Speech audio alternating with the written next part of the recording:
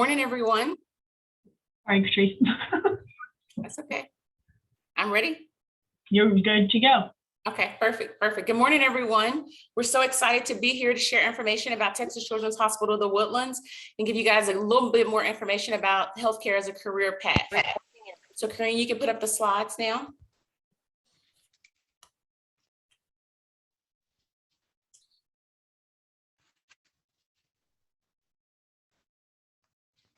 All right, this is just the first great view of Texas Children's Hospital, the Woodlands. So this is the slide we're going to start from. So I am Catrice White. I am the Vice President for Texas Children's Hospital in the North region. I'm at the top, fourth box. And then also joining me today is Eric Allum. He's the first on the second row. Eric Allum is the Assistant Vice President for Texas Children's Hospital, the Woodlands in the North region. And I'll pause, Eric, and let you specifically do a quick greeting for the group.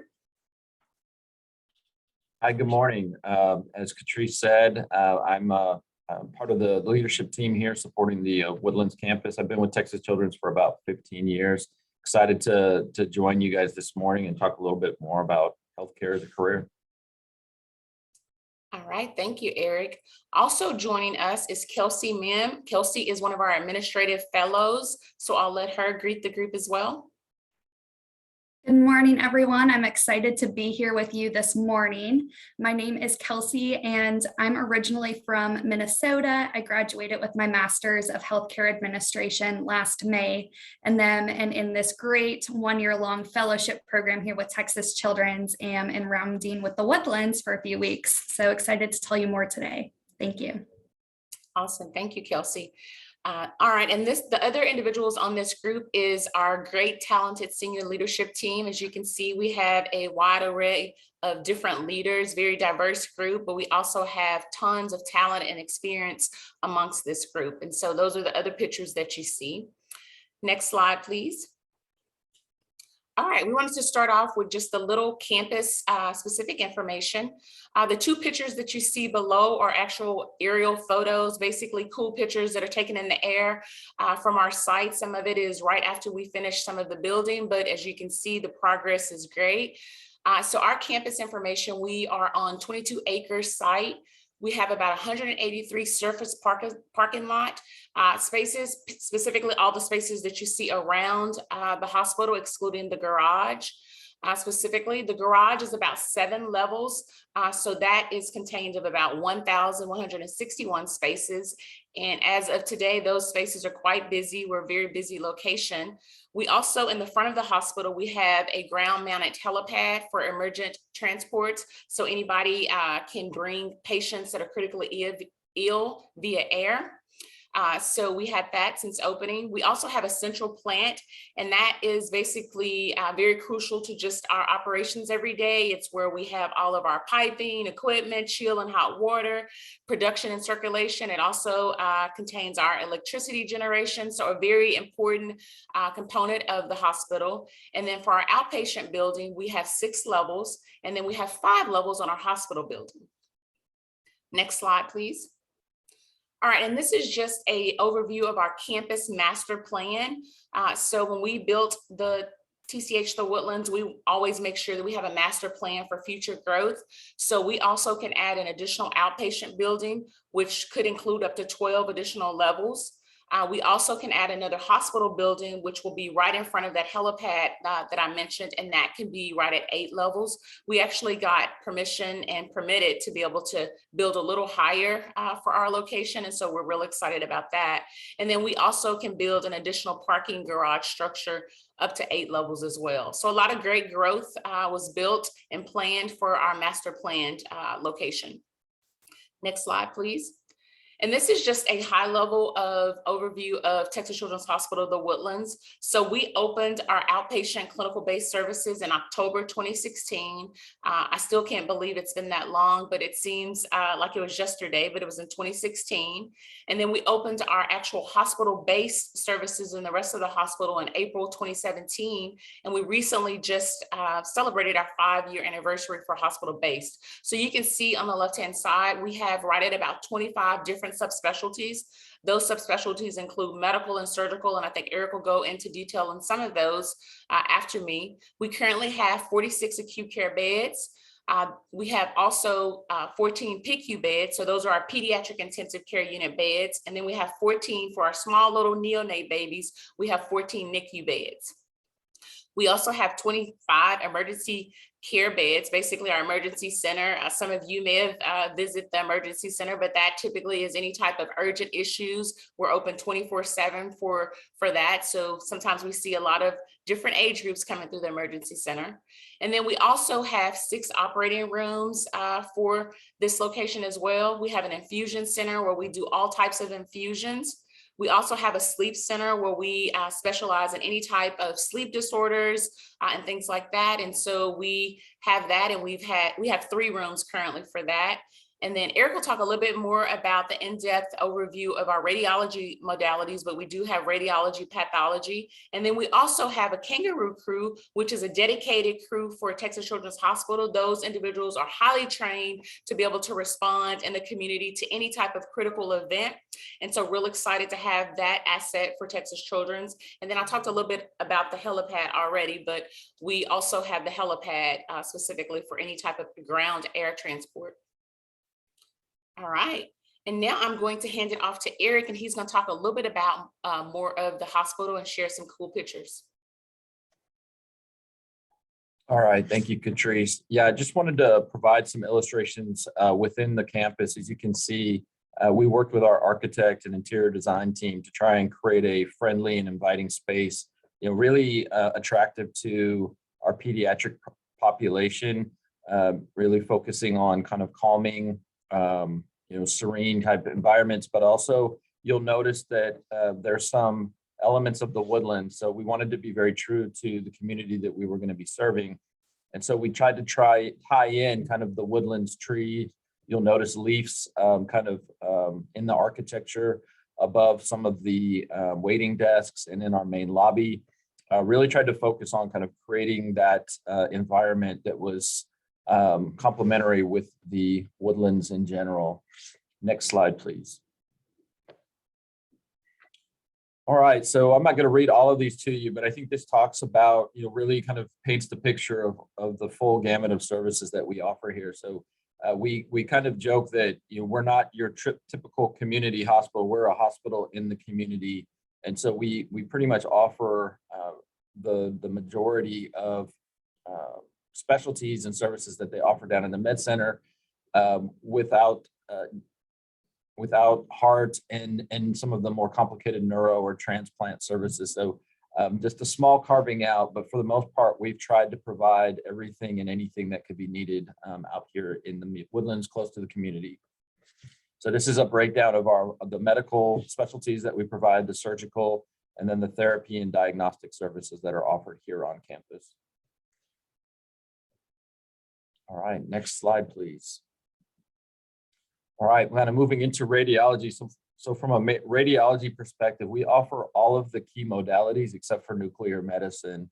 And so that includes X-ray. We're able to do ultrasound, CT, MRI. And we actually also have some pretty complicated X-ray equipment that allows us to scan long spine, complicated long length studies. So for children that are dealing with scoliosis or have some kind of leg deformity or growth that needs to be constructed through ortho, reconstructed through an ortho, or watched over time, we have a special X-ray that allows us to do that very comfortably for them and take those longer images and allow the surgeons to then make decisions around reconstruction. Next slide, please. Is this still me, Catrice? Am I? Yes, sir, it's still you. Okay, all right. So then here, just to kind of give an update through the end of fiscal year 2021, and our fiscal year runs from October through September. This is just kind of a high level look at some of the numbers that we've accomplished since we've opened. So over 3,000 admissions.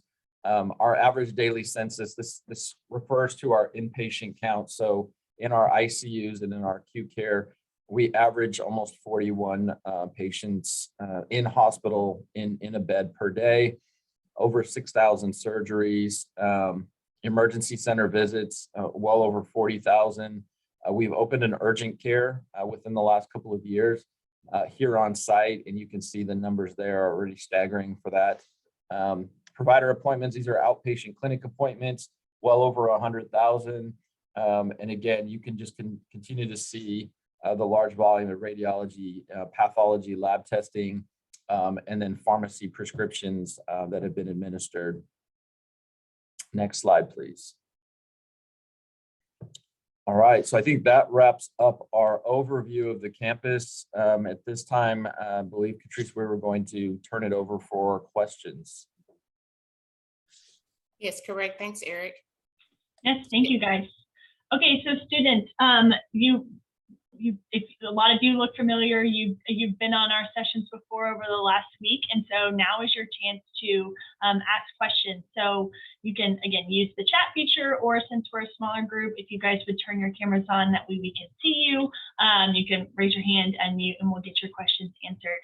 But to get us started, can you guys give our students kind of a look into what your journey was, maybe your education path, where you went to school, kind of the work that you did leading up to where you are now?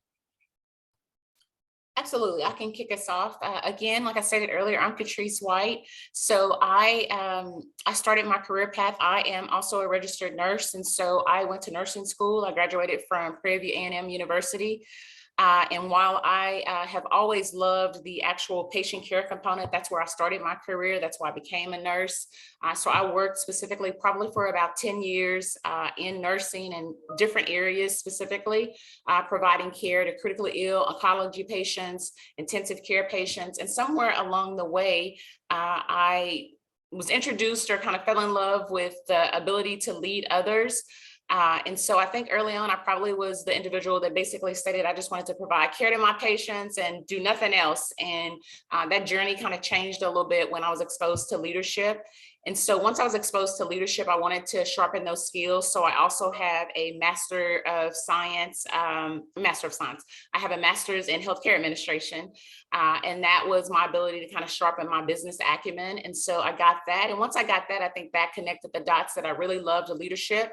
So probably for about the last 12 years, I have been in a leadership role. And I have the luxury of having the ability to take my clinical knowledge and administrative knowledge specifically and lead operations at Texas Children's. My first kind of journey out to the community, I helped open the Texas Children's Hospital West Campus. And so as you can imagine, it was quite fun as a clinical person to be able to do the design, development of a new hospital, create all the policies and procedures, do a lot of the recruitment and talent acquisition. I thought after working so hard there that I would never do it again, but then the Woodlands came to fruition as a strategic goal, and I joined the Woodlands team, and I have been on that team before the brick and mortar, and I helped open that campus, as we stated, about 5 years ago. And so I really love leading people, and I really love the ability to help people reach their fullest potential. And my probably last scholastic goal was to get my doctorate. So I got my doctorate last year in nursing, leadership and education. And so I'm real excited about being able to do that. That was a lifelong goal. So I've checked that box off. So there's nothing else for me to get. But it also tells the story of the importance of it's never too late. And it's always important to have those goals and ambitions so that you can continue to kind of check those boxes off.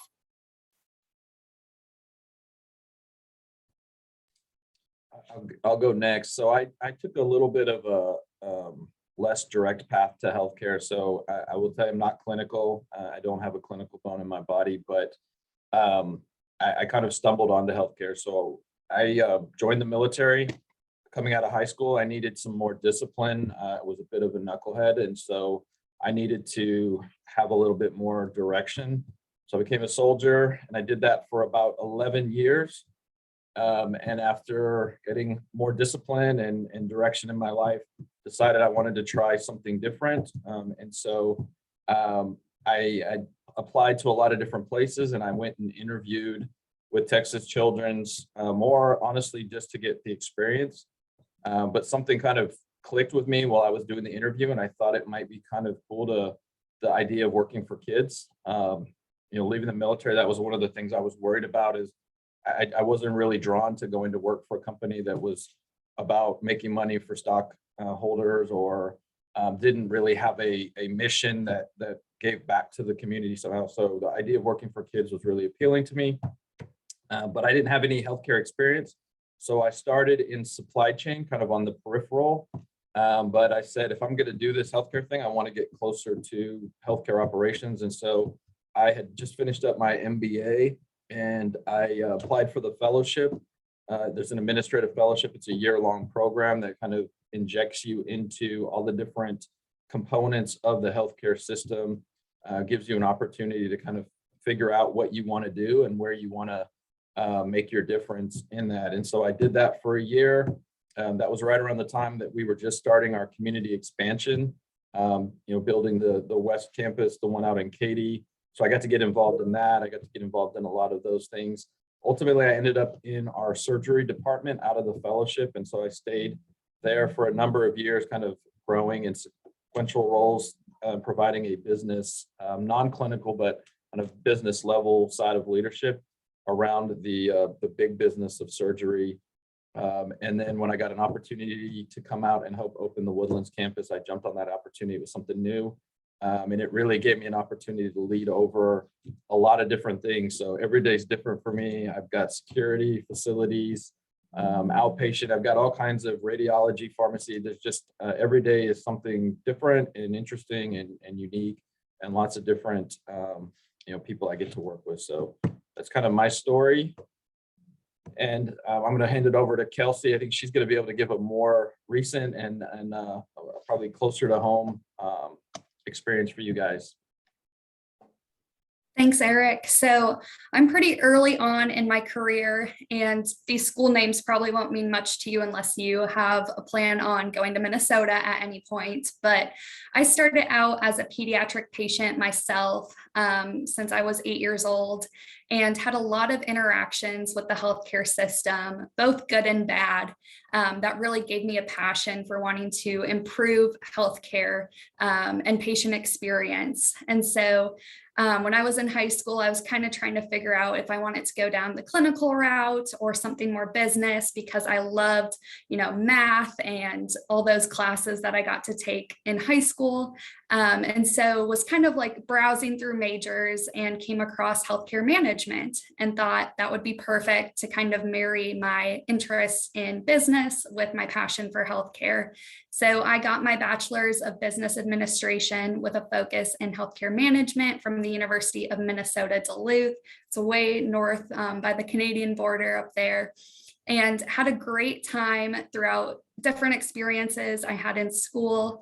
I got to serve as a camp counselor for kiddos with type 1 diabetes for many years and study abroad in Ireland. So got to see kind of the international healthcare system views. And all of those experiences at the end of the day made me really want to pursue more of a public health viewpoint of healthcare. So a lot of my classes were in accounting and corporate finance, and that was all great. But, spending some time with kiddos and understanding some of their challenges that are more on the population health side or social determinants of health, I wanted to take more courses in order to better understand that. So right after my undergraduate degree, I went to the University of Minnesota in the Twin Cities to get my master's of healthcare administration. And during my time in grad school, did a lot of reflecting, and it's okay to kind of change what your viewpoint is set on, but just had this draw to go back to pediatric healthcare due to my own experiences again. And so applied to fellowships kind of across the country with different children's hospitals, and ended up in the same administrative fellowship program that Eric was also in. And so I'm now at the tail end of this program that has been a year long.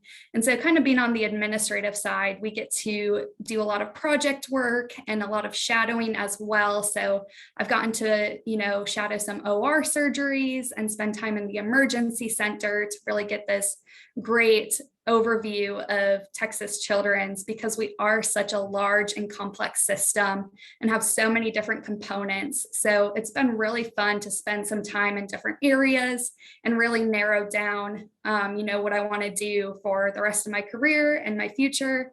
So it's been a really great experience and excited to answer, any more questions you might have. Great, thank you guys. Okay, students, I'm going to turn it over to you. What questions do you guys have for our panel this morning? If you have any, you can unmute or you can use the chat feature. Okay, looks like we have one that came in. How has COVID affected your work up to date? What has changed in the medical industry since? And maybe what's changed more for pediatric, just because that's who you serve. So I'll turn it over to you. Thank you, Ramona, for the question. Awesome. I guess I can take this on. I definitely feel as though that COVID has changed the healthcare landscape. I think that one of the things that I think we've really embraced is just the technology component. I think we had to really kind of take an intentional pause and kind of pivot a little bit just because healthcare had changed so much. We had to increase the safety of providing care to those patients just due to the nature of the virus of COVID-19. So we shifted a lot of kind of the care delivery model of how we provided care to make sure it was safe, not only for our patients and families, but for our clinicians as well. And so we had to do a lot of changes there. But we also really embraced the technology component. We really try to, kind of look at it from a different view because COVID-19 really took us all by surprise. We had to shift, kind of how we provided care, but also how we provided care in different specialties. And so we really embraced the virtual platform. We've got a lot of great new technology components to be able to provide care. You can actually get virtual visits with some of your primary care physicians, but also in some of your clinic visits. And so those areas where it was very conducive to do virtual things so that we could make sure that patients were still getting the care that they needed. We changed that a lot. We also changed the efficiency of how more likely probably your parents were able to kind of get feedback and communication with their physicians. And so that has been a great change. We also realized too that there's certain components of healthcare. I think when we think of healthcare, we always think of just the clinicians, but it's certain components, whether you're thinking of, technology or information services, all those components of some individuals that really could work from home. And so that was something that we really didn't do in healthcare. And so it's certain components or fields now that project management type roles that actually can leverage a virtual kind of platform to be able to do their work every day. So we've been able to shift that. I think more importantly too, it's given us the ability to really look at it from a big picture and try to figure out how we can still navigate, because now what we are up against is that COVID is really normal. Like we will have to, navigate that in a normal environment every day. And so while we still have some restrictions, now we're able to navigate it a little bit more seamlessly. At first, it was all hands on deck. We had COVID command centers trying to make sure we had all the check boxes of how we could ensure quality, safe care, but also how we could provide different, kind of aspects of what the community needed as well, because I think the community was in a panic also of how to really, kind of work through a COVID environment. And so all those things, I think it's shown how resilient we are. It's made us better. It's also made us a little bit more efficient too, because I think technology has made it great. We wouldn't be able to share with you guys also some of our career backgrounds either without the virtual platform of Zoom, those things that were already in existence, but we just didn't use specifically in a lot of different environments. And so a lot of great things I think came out of COVID, but what I would say is it's just made us stronger and better, and it's given us the ability to really get ready for the new landscape of healthcare. And I'm sure, Eric and Kelsey might have some additional things to add specifically, but I definitely feel as though we've learned a lot.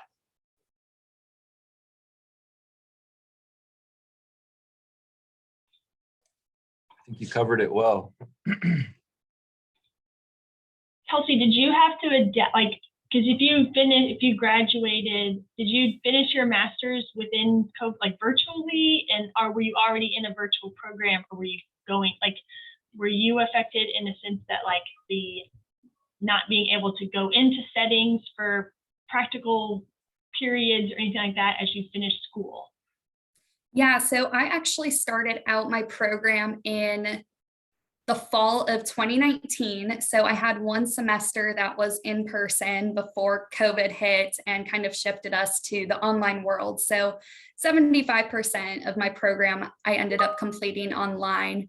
The good part about that first semester was that we were able to go visit different healthcare systems in the Twin Cities area. And so we got to see one of our pediatric hospitals up there, adult systems, insurance, because with your Master's of Healthcare Administration, you can do so many different things.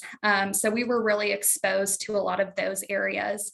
But after school ended and I moved to Texas and started this fellowship program, it was definitely a shift because I was on the front lines then, well, not on the front lines, but in my office, in person, getting to shadow. And so definitely being flexible and being able to adapt was a huge skill that I learned, and pivoting to online and then back to in person. And I'll just say something that I've learned being at Texas Children's and due to the pandemic is, as leaders, and we have such a great leadership team here, but taking care of our staff that is working on the front lines every single day. And Catrice has been a huge proponent of employee wellness and making sure that our providers and staff have the resources that they need to take care of patients and that they're not getting burnt out. So we've done a lot of great things taking care of our employees with different benefits and different things that we can do, whether in an in-person setting when COVID's kind of died down, or again, in a virtual world, to really recognize that staff that's been going through some of those challenging times.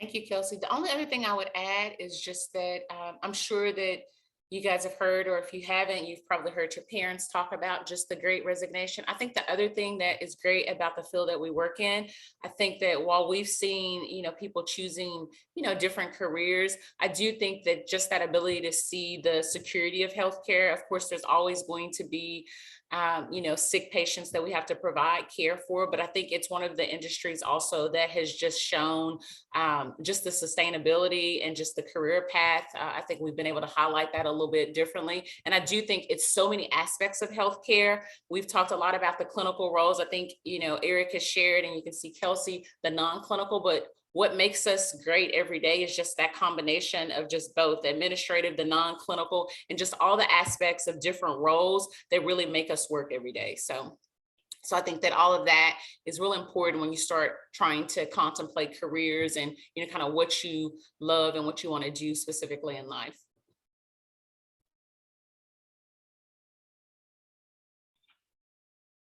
Great, thank you guys. What would you say has been kind of, this is maybe for more you guys personal as opposed to kind of the hospital as a whole, but whether it was a challenge or a setback that happened within the last 2 years between Harvey and COVID or the freeze, or maybe something more on your personal journey, what is a lesson or something that you guys have learned from a setback or failure, or something that made you think, wait, we can't do it this way? Again, that can be either for a personal journey to get to where you are, or within kind of the work environment setting.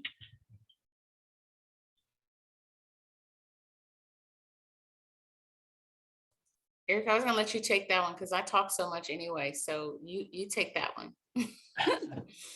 Yeah, that's a good question. Honestly, that's kind of where my sweet spot is. So, this is going to sound a little bit dark, but I kind of like when chaos happens. It allows me to go back into my military mode. And so whether it was Harvey, COVID, putting command centers together and thinking outside the box, getting creative, we're trying to figure out how to do drive-through testing for COVID outside in a safe environment, but, in the elements, doing all that kind of stuff. That's kind of my sweet spot. So I actually enjoy that. I love to see, those people that rise to that occasion. I've always said it's easy to lead when things are going well. But true leadership is when everybody around you is starting to panic and not quite sure what to do, and they're looking for direction. So I think for me, it really it's just been those opportunities, but also from where I'm at now is getting to give other people those opportunities to kind of test themselves in that environment and see. And so, now I have to fight the urge to want to come up with the solution or take charge and really kind of empower and encourage others to do that and test those skills and see that they can do that and be resilient. So that's kind of my answer to that one. So, enjoy it, but then now I get to kind of step back and see and coach others through kind of being resilient and innovative and creative and managing the chaos.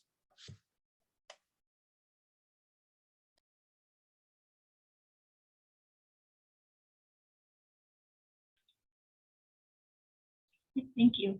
We did have a question come in. What is the range of undergraduate majors that can fit into the roles you all take in the non-clinical section of the kind of sector in the hospital? So kind of what are the different paths? And I think based on the students that we have, and I can remember there's a handful of them that are interested in healthcare, but maybe some technology or the business side, where's the crossover within the hospital setting? I'm happy to take the first stab at this, Catrice. I think, obviously Catrice can probably speak to the clinical side of it. Obviously, there's going to be very specific, highly clinical roles that are going to, require a specific clinical degree. But I know, I had my undergraduate was in leadership management. But when you think of, as Kelsey mentioned, kind of the wide gamut of opportunities within a healthcare system, you've got supply chain, you've got security, you've got facilities engineering, you've got biomedical engineering, you've got legal, we've got, lawyers, we've got risk, we've got family advocates, we've got patient experience, people that are very focused on kind of the softer side of things and how do you engage with your patients and families. We've got development, people that go out and work with the community to find people that want to contribute to great causes and all that. So they're really, I don't know that I could think of an undergraduate degree that wouldn't have a place somewhere in the healthcare arena. It's just a matter of kind of finding that niche or where you fit into that bigger, kind of global. And then when you think of the Texas Medical Center, I mean, it's essentially a city. I forget the last stat I saw, but it ranked somewhere within the top 20, I think, in largest cities. If you just looked at the Texas Medical Center as its own kind of metropolitan, it's pretty incredible when you think of that. And they have their own, security. They have all their own support that does that. So that would be my take. I don't know that you necessarily need to focus on one thing. I think follow your passion, and there's probably a pretty good chance that could fit somewhere into a healthcare system.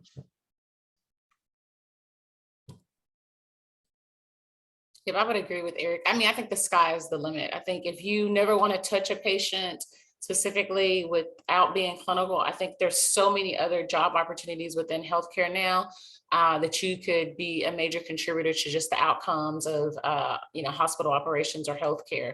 So I think that probably has changed a lot in the last 20 years, but it is it's a great day right now to be anything within healthcare, because like Eric stated, and that's probably only a small overview of some of the jobs. I mean, a lot of young individuals now, they are very interested in like social media and things like that, but we also have a large proponent of PR, marketing, brand marketing. So all of those aspects are very much instrumental too in what we do every day in healthcare. So.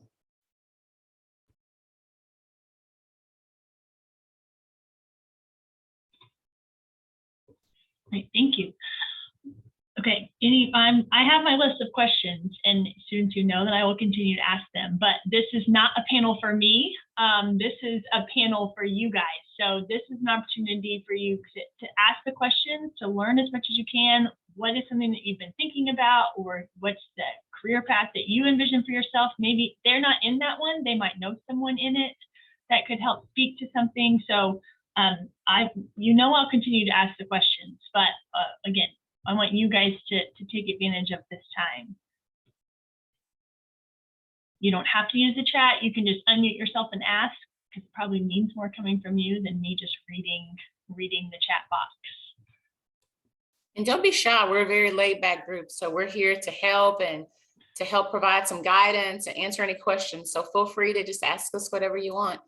Yeah, they like the youth. They run the hospital for the children. So while you guys are thinking, okay, all right, here we go. Could you describe the process of bringing on new doctors or staff on board? So what's the process if someone completes medical school, or they go, do you guys do the fellows and the residents and all of that? Kind of what's that process, if anybody can speak to that? Sure, it's a very comprehensive and very detailed process. And so once you finish medical school, of course, you can apply and get matched to different hospitals based on your specialty. Of course, you got to complete your residency. And then after that, you actually have a fellowship. Different specialties require different things. Sometimes it's a little bit longer. Sometimes you have to do a double fellowship, depending if you want to do medical, surgical area. But I do think that the footprint specifically for physicians is pretty detailed oriented. From the time you get into medical school, you pretty much have a robust kind of project timeline of all the deliverables you have to complete throughout the process. And through through Texas Children's or any specific hospital, typically you have another institution, which is a medical school that is your partner from an educational standpoint. For Texas Children's, it's Baylor College of Medicine. And so we partner well with them to kind of make sure that that footprint looks different, but the same. And I think we're pretty competitive too within most hospital environments that also are paired with some type of big educational or medical school. But the process is pretty detailed. Like they also do a great job with just advertisement and just the ability to kind of know firsthand as soon as you get in medical school, what to expect going forward. And I think sometimes you have to navigate that a little differently depending on where you land and where, what specific specialty you decide. But there's no guessing. Like it's pretty clear and direct. Specifically. And I think for Texas Children's, we get individuals from all across the world, applying to Baylor College of Medicine. And then we also have a steering committee that actually does the selection, because as you can imagine, it's very competitive, not only within pediatrics, but any field, whether that's adults or, kind of OBGYN or what specialty you choose. So there's a steering team specifically that actually helps kind of review all the resumes so that we can do a selection process and actually choose the right or acquire the right talent specifically of what we're looking for. But don't let that deter you. It's a great process and it's well vetted, but it also just prepares you so that when that time comes, you're prepared through to be vetted through that process. So. What is kind of your average day to day? What does that look like within your role? Eric or Kelsey, one of you guys want to take that one? Kelsey, why don't you take it? I know you've had an interesting year. Yes, definitely. I will say, as a fellow and anyone in administration, every day is going to look a little bit different. I've had days where I've gotten like a half-hour start to my day because a patient is in the med center and doesn't know where to go. So I'll end up taking some time to help them find where their appointment is or different things like that. The unique part of this experience is that I've gotten a lot of shadowing opportunities, like I mentioned before. So I've gotten to spend time in the OR, the emergency center, with our urgent care locations, so shadowing out there for a day. We also have a positive play program here at Texas Children's. So we have therapy dogs that are paired with child life specialists. So they round in our hospitals and go visit patients. So I've gotten to spend some time with our dogs as well, which is really fun. But overall, I would say it's a good mix of having meetings, catching up with people. Healthcare is definitely very multidisciplinary. So you're working with a lot of people from a lot of different teams. And I think this kind of goes back to the question about what kind of undergrad degrees can you have to get into healthcare? And like Eric mentioned, it's so across the board. I mean, we have photographers here, we have people in marketing, things I wouldn't have even thought of before.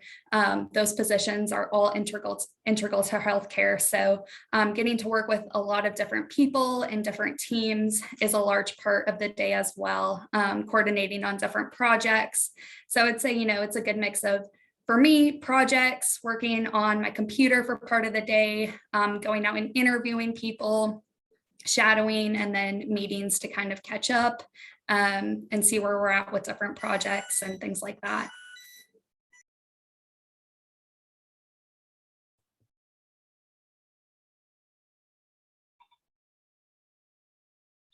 Great, thank you. Okay, looks like we have some more coming in. And Eric, you might be able to touch on this, and you guys kind of have a little bit, but it's more specific as to what are some of the projects or tasks within different departments that are related to computer science. So like I said, we know there's a handful of students that named are familiar that they're in our computer science internships this summer. So kind of how could that relate if they're also interested in the healthcare industry? Yeah, it's a great question. And I think there's so many opportunities. And I think we're just kind of scratching the surface of where technology and the marriage of computer scientists and that technology can take healthcare. If for anybody that's a Steve Jobs fan, he talked about at the end of his life as he was laying in hospitals a lot and just looking at the equipment and how outdated it looked and archaic. He talked about what it might have looked like if his focus had been more on hospitals and healthcare, right? Instead of designing iPhones and all that. You can just imagine what our equipment and our technology might look like if you had somebody like that had poured that kind of energy into healthcare. But from electronic medical records, everything in the hospital now is kind of moved to technology and integration. And so, I touched on earlier some of the complicated care models that are used for kids that have deformities and length issues. The marriage between the surgeon and the technologists that are running some of the simulations and the computer programming that gets into the detail of where to put the screws, where to make those interventions. I was talking with one of our neurosurgeons and he was talking, he's kind of on the forefront of epilepsy, and he's talking about the computer models they're using to figure out where to drill into the brain to relieve some of the pressures that are reducing the amount of seizures that some of these kids are having. It really is incredible. And you've got the gifted clinician and the surgeon, but they need to be partnered with somebody that can take that technology and translate that into models that allow them to, do these incredible interventions and processes. And so I think there's a lot of room for computer science. We have business process engineers that we're doing a simulation modeling right now and trying to figure out how do we optimize throughput through our clinics. And they're using, simulation models and computers to run patients through there, and they're programming in the potential delays and the handoffs and all of that. And it's helping us determine, do we have the right staffing? Do we have the right amount of exam rooms? Do we have the right equipment to support all that? So, that's just kind of hitting on the surface of where I think technology and computer science and all that is going to play a part in the future of healthcare. I hope that answered your question.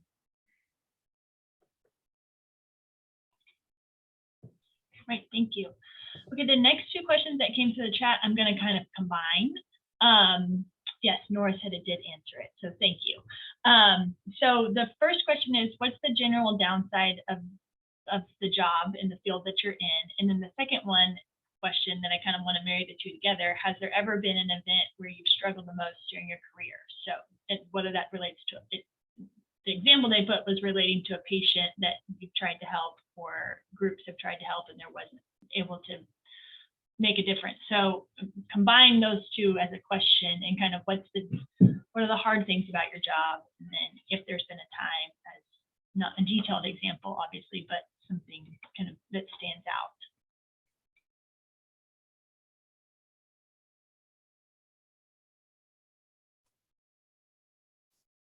I guess I'll try this one. I mean, I think that, overall, I would start on the positive. I think that I love what I do every day. It's what makes me keep coming back after 22 years. I love the people that I work with.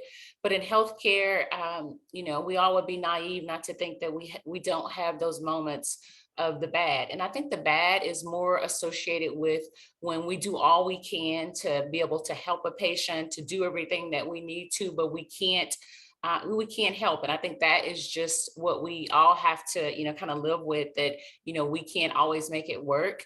But ultimately, I think what brings me great joy is that, 90% of the time we're able to make such a powerful impact in healthcare, and we're able to change lives. We have such great outcomes now.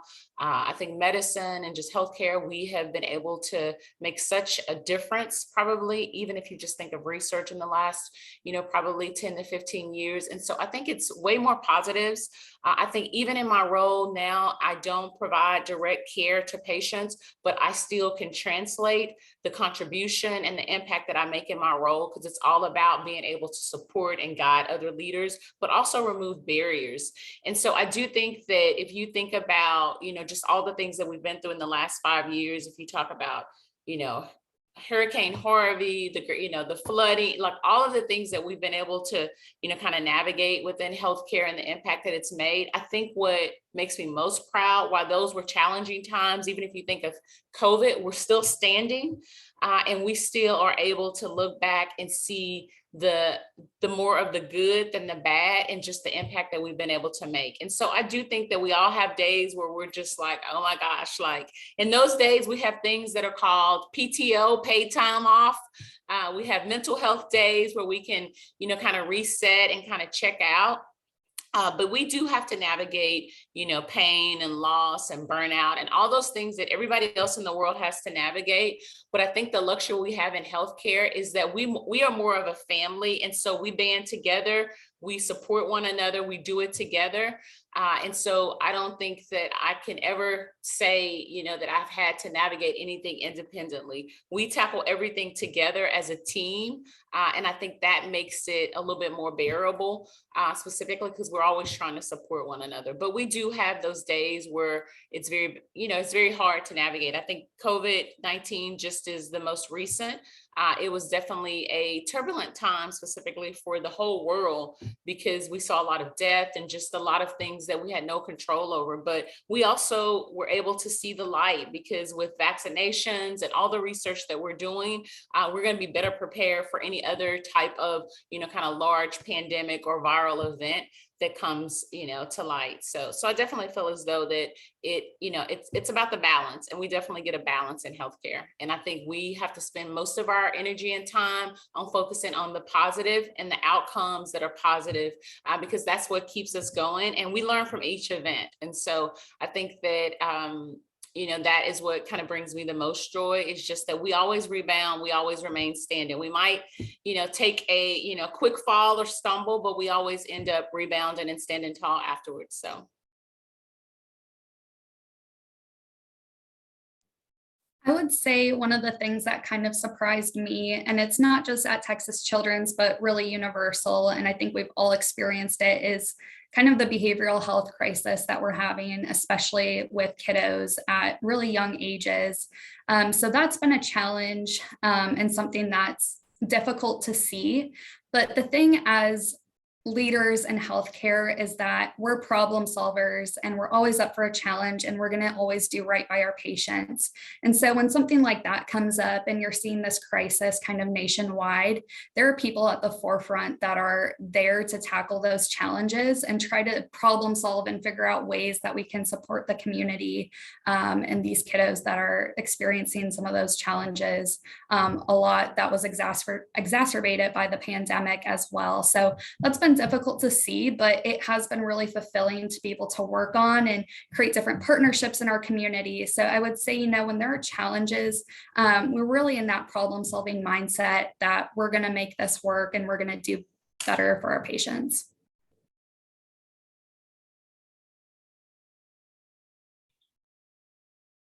Great, thank you. Okay, Ruben, would you like to ask your question, or do you want me to read it? I mean, I I'll can. ask it. Okay, go for it. So I'm really interested in the clinical aspect, especially becoming a pediatrician. So I was thinking about what would you recommend is the best way to get experience before I get my undergraduate education in healthcare? Would you like say more about shadowing professionals and getting information about them and learning from them, or going out on your own through different healthcare occupations and working your way up?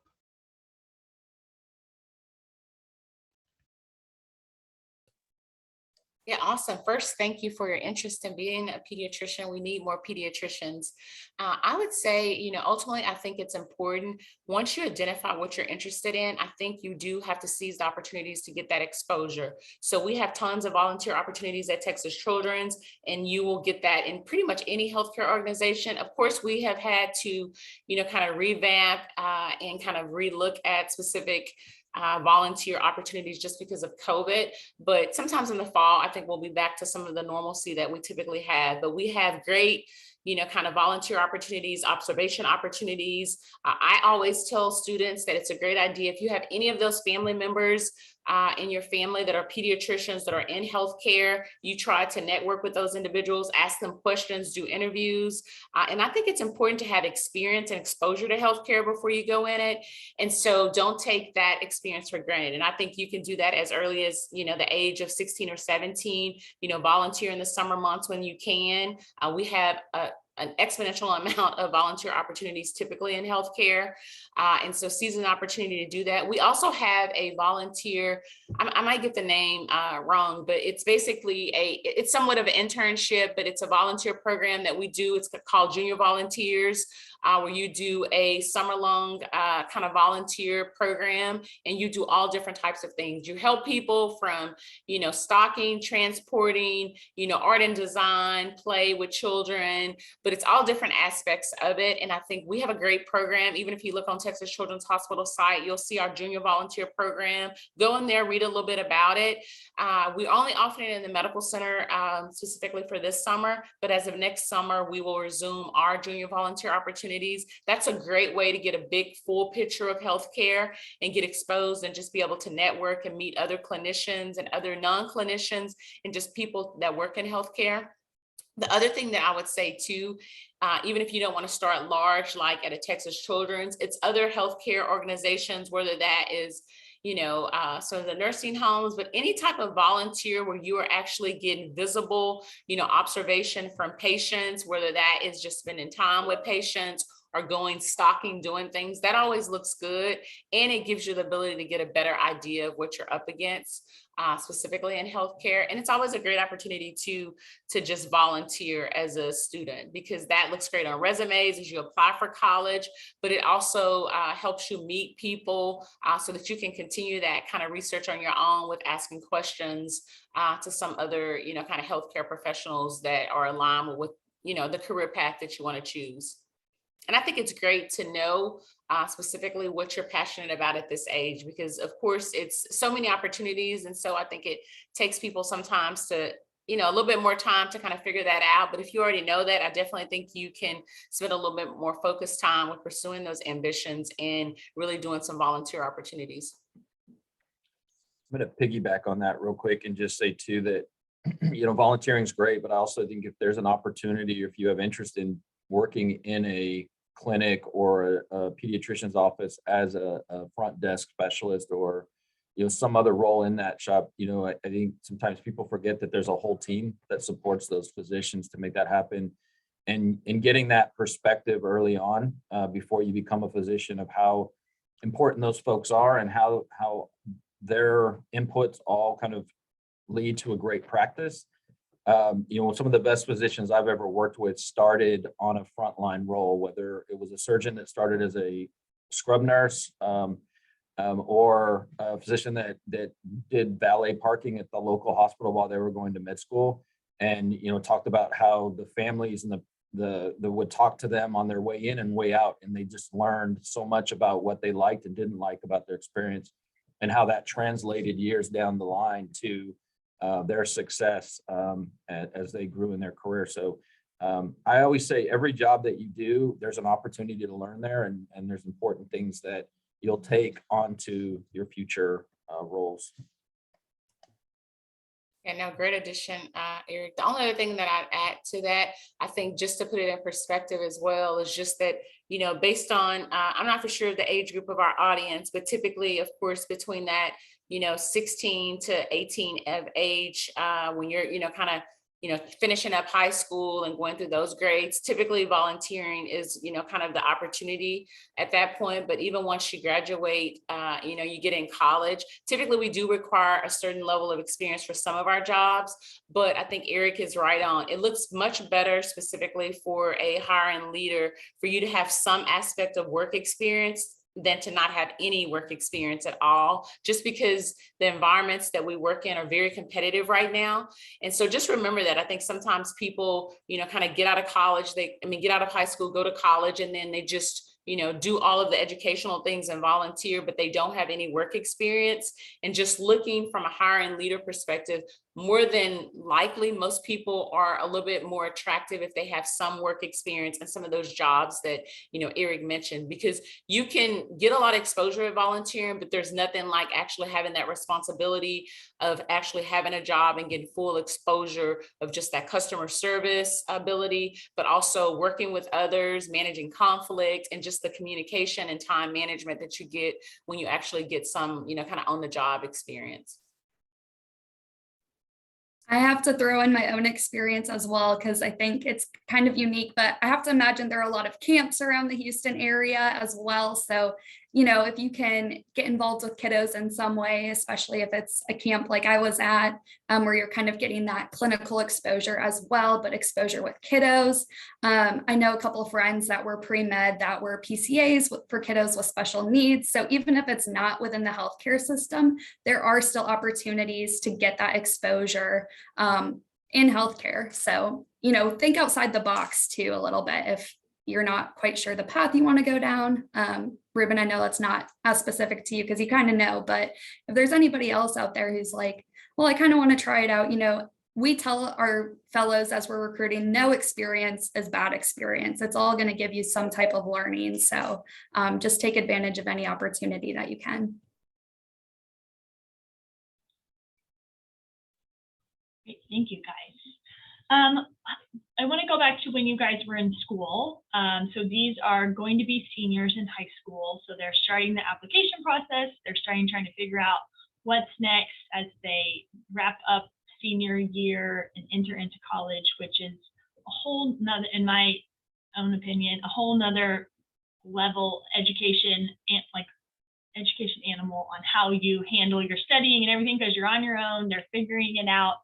How did you guys kind of stay motivated and stay on top of schooling as you were kind of in the thick of it of college, but also trying to do the college life and being on your own for the first time and things like that? Kind of what kept you motivated to stick with it and continue all undergrad, master's degree, doctorate degree? Kind of what were some of those underlying things that were your push? Kelsey, do you want to start us off? You're probably most recent, then probably myself and Eric in that aspect, and then I can share after you just some components of, I'm also a mother of freshmen in college, so I can kind of add on to it. Perfect. So I would say, personally, I'm a bit of a perfectionist. So when I started undergrad, I was about 4 hours away from home. So this was my first time living on my own, but I wanted to get good grades and do everything right. But I think giving yourself a little bit of time to adjust is really important, and understanding that not everything is going to be perfect right away. So just knowing that from the get-go and giving yourself a little bit of grace throughout that transition period is really important. Surrounding yourself with a great support system. So when you start college and maybe you're in a new area, find a support system. Campuses have so many different things that appeal to all different types of interests. So, I joined an intramural volleyball team my first year and got to meet people through that. I was not good at volleyball, but just taking advantage of some of those opportunities to meet people and get connected and build up your support system is really, really important and can help you stay motivated, especially exploring different interests with people. So making friends, having a good support system, giving yourself a bit of grace in that transition period. I will say, some of my teachers in high school made college sound a little bit scarier than it actually was. So I would just take that with a grain of salt, but it might seem intimidating at first, but you'll get the hang of it. It's a transition, just like it was during the COVID-19 pandemic, transitioning to online schooling. So just be nice, be kind to yourself, take care of yourself, find a good support system, all those good things.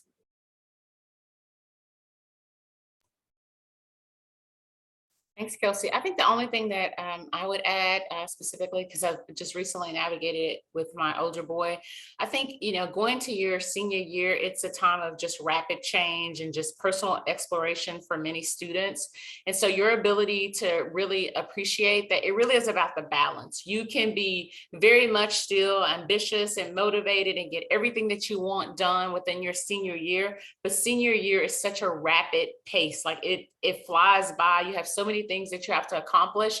I do think the most important thing, and Kelsey hit on some of them, is just really making sure that you take just a moment to really kind of identify what your interests are as you kind of finish up school. It's a multitude of different assessment tests that you can kind of identify some of the things that you like, so you can kind of narrow it down and have an idea that helps you also get to the right college.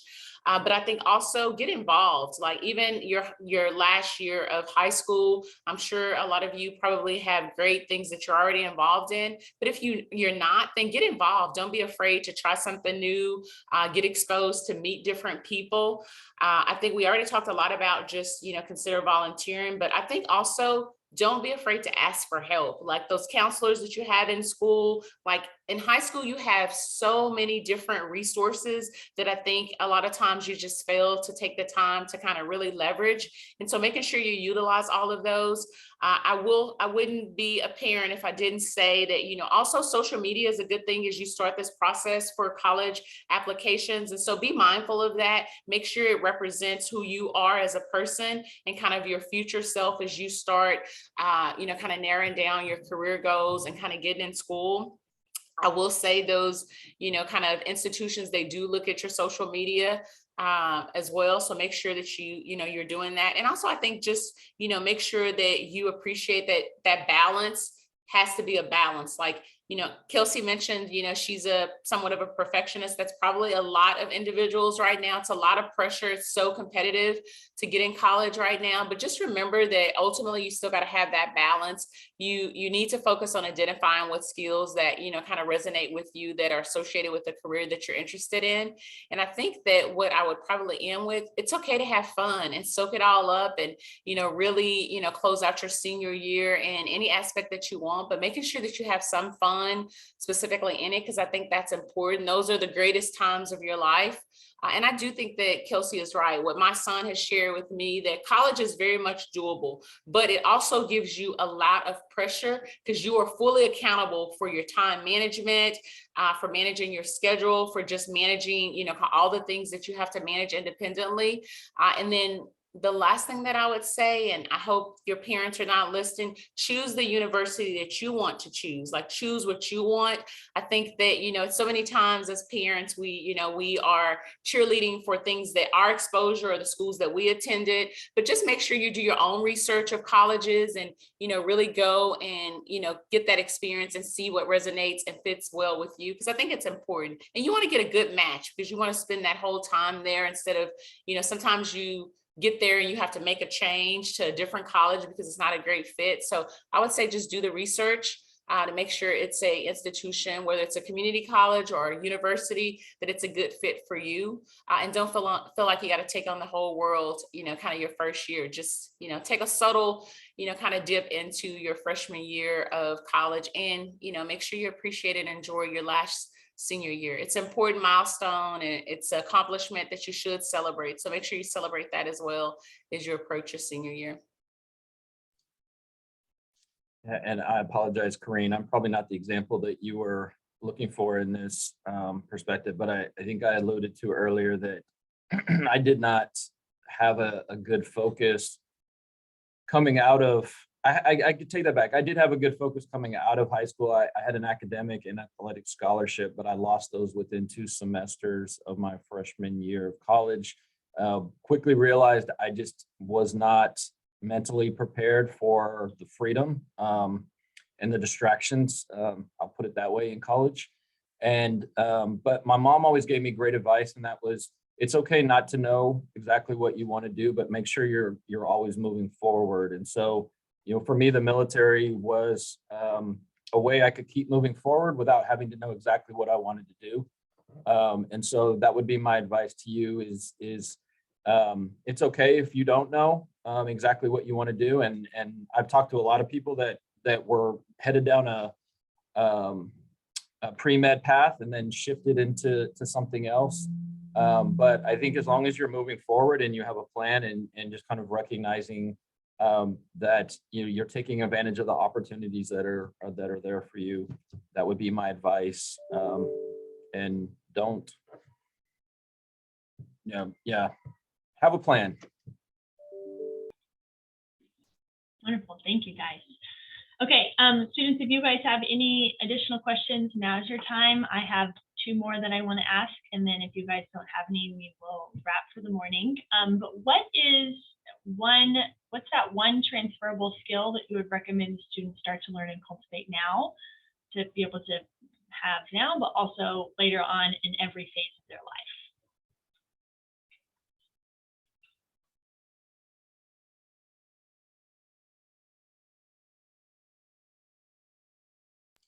I'll go. I would say be flexible, be open-minded. I think Kelsey alluded to it earlier, every opportunity, there's something to take away from it. There's something to learn. I often hear people say, oh, well, that's not what I want to do, or that. And I always tell them, if you think about it in terms of sequential pathway, right? And every visit, every stop along that pathway, there's something to be gained there. From a military perspective, we used to talk about good tours and bad tours, and there's certainly places in the world that everybody wanted to go to, and there's places in the world nobody wanted to go to. But everywhere I've been, good or bad, there was something that I took away from it, something that I learned, something that I actually miss now, in places that I thought I would never want to go, or there would never be anything good about it. But sometimes it was in some of those worst places that I learned the most. And so what I would tell you is always approach everything with an open mind and with a open mindset. I think that'll serve you well.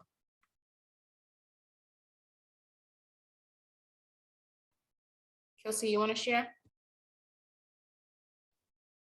So I would say one of my biggest things that I've always tried to continue to build upon and get better at is communication, especially being immersed in the world of social media, and then, getting into college and a career. You're going to be sending a lot of emails and writing thank you notes and communicating face to face with people. So it's always something to keep at the forefront. It's kind of one of those soft skills. We tell our fellows that are applying to the program that we can teach the hard skills. If you take your courses and have this experience, that's great. So I wanted to focus on something to kind of keep in the front of your mind that's more of a soft skill that you can continue to develop. So communication is huge, figuring out what your communication style is and what others are. More applicable to when you're volunteering or in the workspace, but just always something to be mindful of is how you're communicating with people and what you're intending the message to be and how that's coming across. So just keep that in the forefront of your mind as something to think about, and continuously, get feedback from people as well. I think that's huge. Yeah, thanks. Those are all great. I think the only thing that I would add, because I think that it's always an opportunity to, is just listening. The ability to listen, to understand, rather than just waiting, urgently trying to speak or to talk. I think it's important to listen. And I think that is probably one of those transferable skills throughout your whole life, will be things that you have to, continue to work at. I think even for me, listening is one of those things that I think are important. And I think that, just ties along to with just, some of the other ones that Eric and Kelsey shared. I think the only thing that only one other thing that I would add specifically, maybe not specifically a transferable skill, but I think it's important also to just, remember who you are, like, be authentic to you. I think it's so many pressures as you, kind of finish up high school and get to college. And I think those pressures sometimes are heavy, or are a lot heavier nowadays. So just remembering specifically to stay true to who you are, to be your authentic self. I think it's important as you navigate life and just the new journey that is ahead for all of you. Those are great. Thank you. Okay, and my last question, and then we'll wrap up, is one that I ask on every panel, and some of you maybe have answered it in some form or the other. But what is the one piece of advice you would go back and tell your 18-year-old